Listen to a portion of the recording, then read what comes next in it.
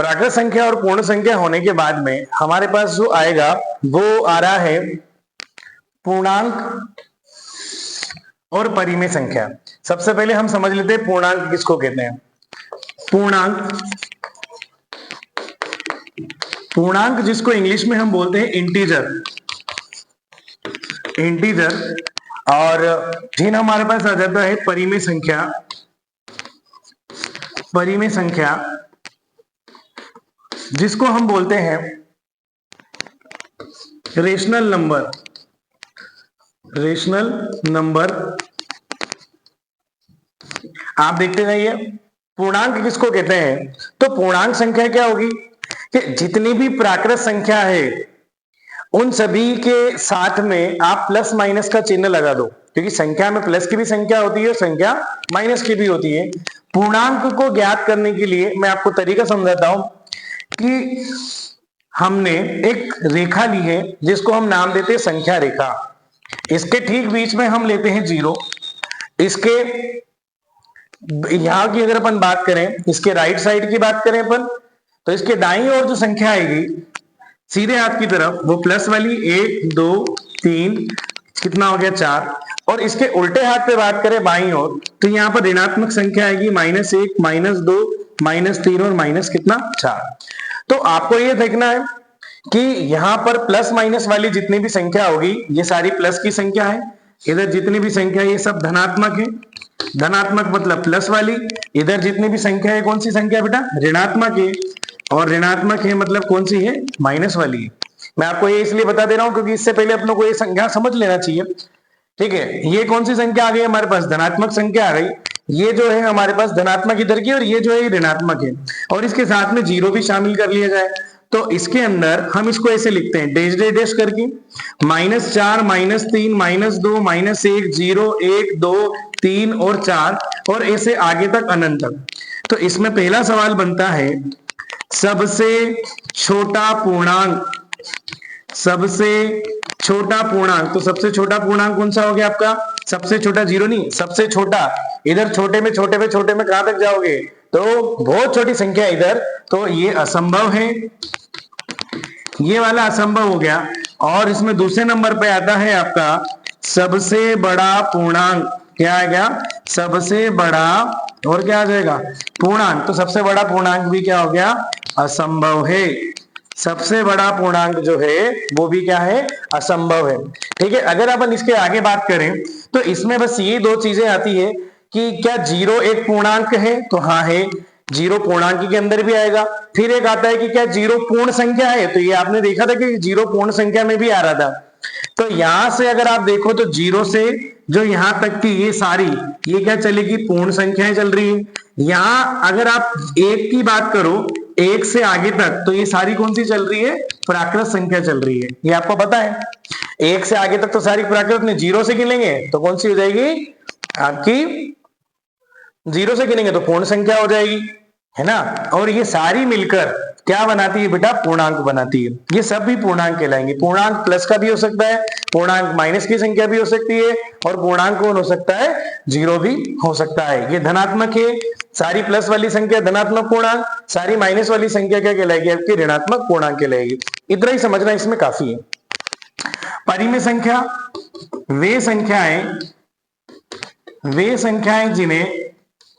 वे संख्याएं जिन्हें P बटे Q के रूप में, कौन से रूप में, P बटा Q के रूप में व्यक्त कर सकते हैं। P बटा Q के रूप में व्यक्त कर सकते हैं। ठीक है, P बटा Q के रूप में व्यक्त कर सकते हैं, क्या कहलाएगी बेटा, वे संख्याएं जिन्हें P बटा Q के रूप में व्यक्त कर सकते हैं परिमेय संख्या कहलाती है, परिमेय होती है। लेकिन एक बात ध्यान रखना है, क्या ध्यान रखना है, कि 2 संख्याओं को हम बटे में लिख रहे हैं, परंतु इसका जो Q का मान है वो 0 नहीं होना चाहिए। किसी भी बटे वाली संख्या में नीचे 0 नहीं आना चाहिए। ऊपर वाले पद को, ऊपर वाली संख्या को अपन जो है, ऊपर वाली संख्या को हम बोलते हैं अंश, और नीचे वाली संख्या को हम बोलते हैं हर बोलते हैं। ऊपर वाले को क्या बोलते हैं, अंश, नीचे वाले को क्या बोलते हैं अपन, हर। और क्या बोला गया है कि हर कभी भी 0 नहीं होना चाहिए। उदाहरण के तौर पे अगर आपको मैंने लिख दिया -2/1, ये परिमेय संख्या तो है, लेकिन माइनस का 3/0 ये परिमेय संख्या नहीं है। इस तरीके से परिमेय को भी हम समझ गए हैं कि ऐसी दो संख्या कोई से भी, लेकिन एक यहाँ कंफ्यूजन आता है कि अगर ऊपर 0 आ जाए तो 0 के बटे में भी हम कुछ ना कुछ तो लगा ही सकते हैं, कुछ ना कुछ एक लगा सकते हैं। तो 0 के बटे में क्या आ जाएगा, 1 आ जाएगा। तो 0 भी आपकी कौन सी संख्या होगी, परिमेय संख्या होगी। 0 भी आपकी परिमेय संख्या होगी।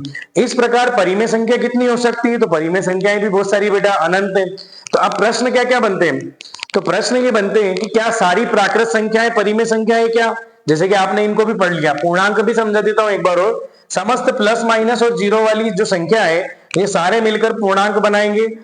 P बटा Q के अगर दो संख्याओं को बटे में लिख देंगे, एक दूसरे के भाग में लिख देंगे, तो वो परिमेय बन जाएगी। और वो परिमेय, उसमें ऊपर वाला अंश और हर कुछ भी हो सकता है, लेकिन हर का मान कभी भी शून्य नहीं होगा। इस बात को आपको ध्यान रखना है। अब बात आती है, ये दोनों आपके क्लियर हो गए, तो हमारे पास जो बात आ रही है वो ये है,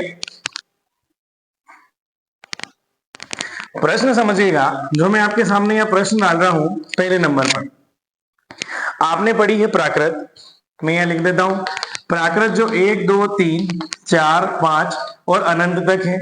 फिर मैं दूसरे नंबर पे लिख देता हूं पूर्ण संख्या जो 0 1 2 3 और 4 और 5 आगे से है। फिर तीसरे नंबर पे लिख देता हूं मैं पूर्णांक, जिसको आई से प्रदर्शित करते हैं। ये कौन हो गया, पूर्णांक है ना।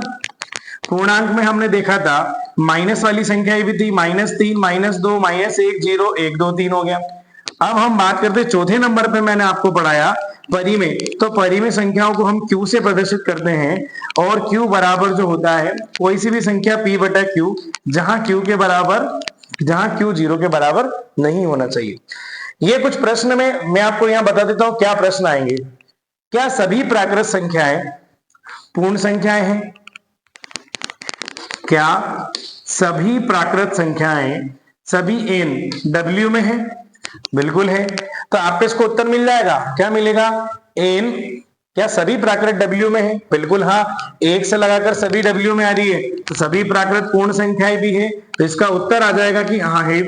दूसरा प्रश्न मेरा है कि क्या सभी, उल्टा कर दो, क्या सभी W, क्या सभी पूर्ण संख्याएं प्राकृत है? क्या है क्या ऐसा? नहीं साहब, W सारी n नहीं हो सकती, सारी पूर्ण संख्याएं जो है वो प्राकृत नहीं हो सकती। क्यों नहीं हो सकती? क्योंकि पूर्ण संख्या में 0 है, लेकिन प्राकृत में 1 से शुरू हो रही है, तो सभी पूर्णांक, सभी पूर्ण संख्याएं प्राकृत नहीं हो सकती। इसका उत्तर नहीं आएगा।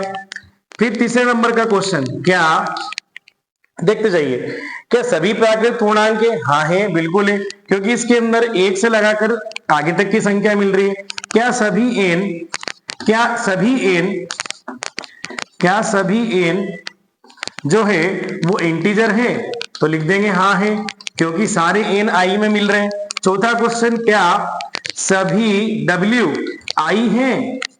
तो इसका उत्तर आपको मिल गया है। जितने भी w के मान हैं, जितने भी w वाली संख्या है, मतलब कौन सी संख्या, पूर्ण संख्या, सभी की सभी यहां मिल रही है, तो सभी w i है, हाँ है। पांचवें नंबर पे, क्या सभी i w या n है? तो इसका उत्तर क्या आएगा, नहीं, क्योंकि i के अंदर तो माइनस वाले भी हैं और w और n में ये नहीं है। छठा क्वेश्चन, क्या सभी प्राकृत संख्याएं परिमेय है? क्या सभी प्राकृत जो है वो परिमेय है क्या? Q है क्या? सभी प्राकृत संख्याएं परिमेय संख्याएं है? तो हाँ है, क्योंकि इनके बटे में क्या लगाया जा सकता है, 1, तो ये सभी परिमेय बन गई। तो सभी W भी, सब W के बटे में भी क्या लगाया जा सकता है, 1, तो ये भी परिमेय बन गई। तो सभी पूर्णांक के बटे में भी 1 लगाया जा सकता है, सभी पूर्णांक के बटे में, तो ये भी क्या हो गई, आपकी परिमेय हो गई। तो क्या n q है? हाँ, n q सभी प्राकृत परिमेय है, सभी पूर्णांक परिमेय है, सभी पूर्ण संख्याएं परिमेय है।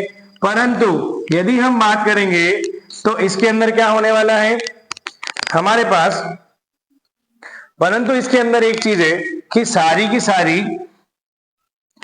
सारी परिमेय संख्या प्राकृत हो सकती है, उल्टे की बात कर रहा हूं मैं, परंतु सभी क्यू एन नहीं हो सकते। सभी क्यू, सभी परिमेय संख्या क्या आपकी पूर्णांक हो सकती है? नहीं हो सकती है। सभी परिमेय संख्या क्या आपकी पूर्ण संख्या हो सकती है? नहीं हो सकती है, क्योंकि परिमेय में तो कोई सी भी चली जाएगी बेटा, 2/3 परिमेय है, लेकिन माइनस का 2/3 हर भी बदल सकता है। माइनस का 2/3 जो है तो कहीं से कहीं तक आपको दिखाई नहीं दे रहा है, किसमें? पूर्णांक में भी नहीं दे रहा है, नहीं पूर्ण संख्याओं में दे रहा है और नहीं प्राकृत में। तो सभी आपके जो परिमेय है, देखो सभी एम क्यू हो सकते हैं, डब्ल्यू क्यू हो सकता है, आई क्यू हो सकता है, लेकिन क्यू आई नहीं हो सकता, डब्ल्यू नहीं हो सकता और एन नहीं हो सकता। और इसका शॉर्टकट तरीका क्या है?